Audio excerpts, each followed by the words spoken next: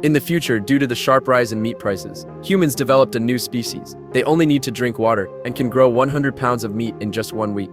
They are cheap to raise and grow rapidly. However, no one expected that on the day of the press conference, the originally docile subjects suddenly grew sharp spikes and chaos broke out inside the sterile chamber. The audience rushed out of their seats in panic. With such a huge mistake, the investors immediately demanded to withdraw their funding. They believed that the old breeding species were safer. Despite losing financial support, the scientist in charge of the experiment didn't want to give up on her results. She thought the problem might lie in adding too many animal genes. If she added some human genes, it might solve the problem. Soon a new life was about to be born. To ensure safety, Aisha decided to personally deliver the baby. But she didn't expect that as soon as she reached in, a strange force grabbed her hand firmly. In order to rescue his colleague, George smashed the petri dish, and Aisha was finally freed. George then placed the fleshy ball into the sterile chamber, planning to dissect it the next day. However, when they opened the chamber the next day, the fleshy ball was left with just a shell. It was clear that something had emerged from inside. Aisha turned her head, and a small monster appeared before her. It had evolved from an embryo into a mutant human.